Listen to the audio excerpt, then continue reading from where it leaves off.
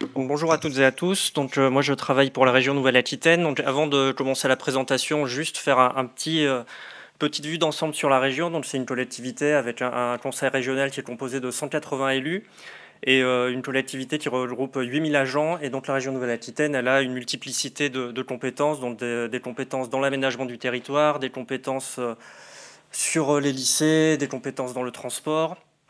Et puis ce qui nous intéresse aujourd'hui, des compétences donc, dans tout ce qui va être transition écologique, énergétique et préservation de la biodiversité et de la qualité des eaux. Alors avant de passer sur ce qui est financement, je voudrais juste revenir un tout petit peu sur la situation hydrologique. Alors ça a bien été présenté par Jean-Emmanuel. Juste pour dire que en Nouvelle-Aquitaine, alors déjà on va tous être impactés, mais la région Nouvelle-Aquitaine va peut-être être impactée encore plus que d'autres territoires. Donc là sur cette ouais. Juste sur la carte du milieu, c'est la carte des zones de répartition des eaux.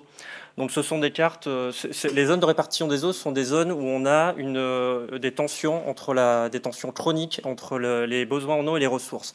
Cette carte, elle date de 2011, donc c'est juste pour dire que la situation déjà, elle est tendue depuis quelques années. Là, je vais passer ça. Et alors, est-ce que ça va s'améliorer? Alors malheureusement non. Ça, en haut, je vous ai mis quelques cartes qui viennent du projet Explore 2, donc qui modélisent un peu l'impact du changement climatique sur la ressource en eau. Et on voit que sur le Grand... Alors, il y a plusieurs scénarios, bien sûr. Là, je vous ai mis que les cartes les plus parlantes. Mais on voit que dans le Grand Sud-Ouest et la Nouvelle-Aquitaine en partie va être impactée plus que d'autres territoires, avec une diminution des précipitations, une diminution des débits qui est modélisée, qui pourrait aller jusqu'à moins 50%, donc c'est quand même important, une diminution de la recharge des nappes. En parallèle donc, de cette diminution de la ressource, il y a une étude, je pense que vous avez tous entendu parler, une étude prospective sur la demande en eau qui a été portée par France Stratégie et qui, elle, a modélisé ce que pourrait être la demande en eau dans les prochaines années, dans les prochaines décennies, en fonction de différentes trajectoires de société. Donc ils ont étudié 3 scénarios. Donc un scénario tendanciel, c'est-à-dire on continue à faire ce qu'on fait aujourd'hui. Un scénario politique public où on commence à suivre quelques politiques, notamment de planification écologique, et puis un scénario vraiment qu'ils appellent de rupture, avec des gros changements de société.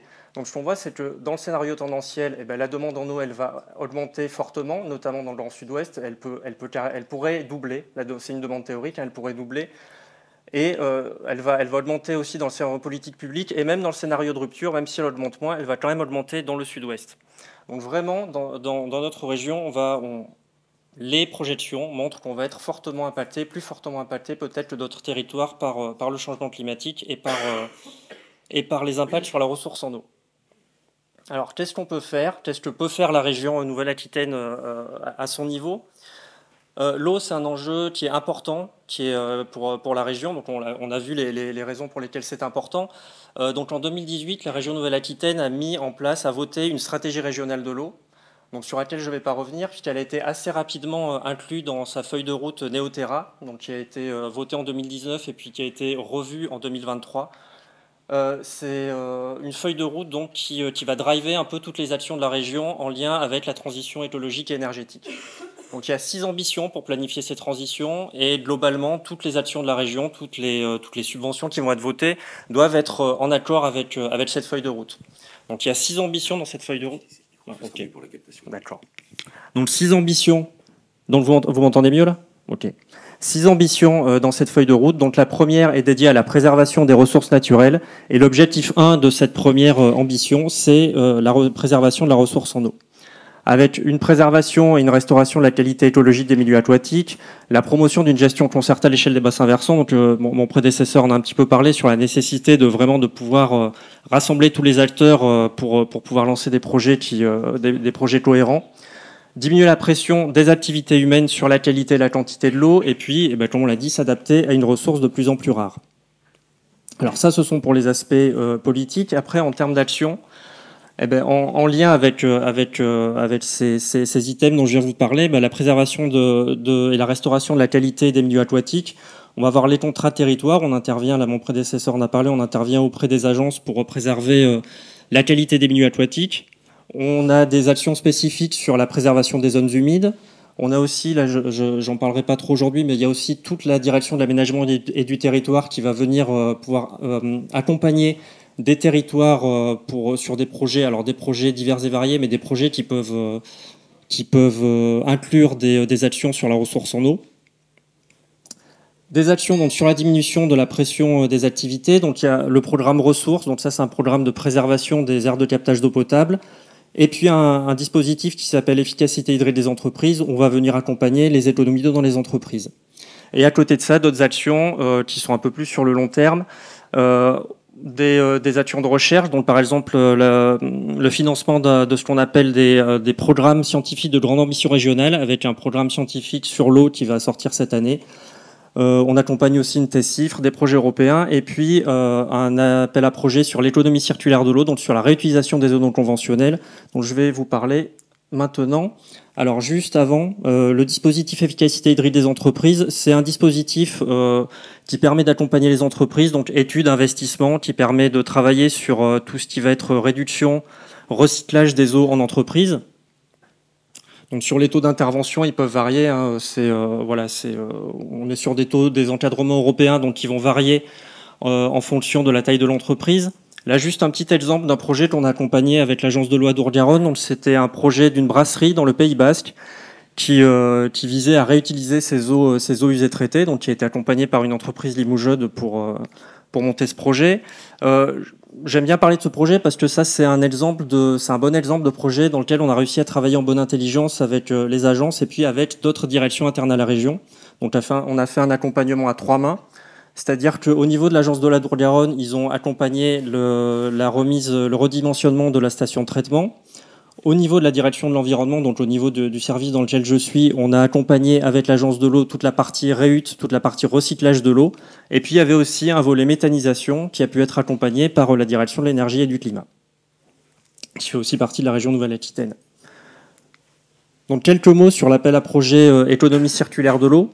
Donc c'est un appel à projet qu'on avait lancé en 2021 avec la région Occitanie et l'agence de l'Adour-Garonne, donc dans le cadre de l'entente pour le bassin Adour-Garonne.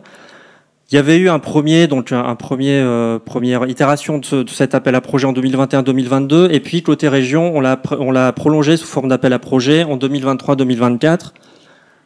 L'idée, c'était donc d'accompagner les projets de réutilisation des eaux usées, alors des eaux non conventionnelles, c'est-à-dire les eaux usées, les eaux de pluie, les eaux, un peu toutes les eaux qui pouvaient être réutilisées, d'accompagner toutes les études d'opportunité, d'accompagner les projets plus concrets, les travaux, les projets de R&D aussi. Quelque chose d'important dont ça a été dit par Jean-Emmanuel ce matin, la réutilisation, c'est de la substitution, c'est pas des économies d'eau. Donc un des critères importants de cet appel à projet, c'était qu'on acceptait d'accompagner des projets de réutilisation des eaux à partir du moment où des opérations d'économie d'eau avaient été déjà mises en place, soit par les collectivités, soit par les industries, ou étaient planifiées. Et donc là, vous avez la carte des projets de cette opération 2023-2024. Donc on a reçu une trentaine de dossiers, ça fait une dizaine de dossiers de plus qu'en 2021. On a accompagné sur cette trentaine de dossiers environ 17 projets, donc un peu à l'échelle de toute la région.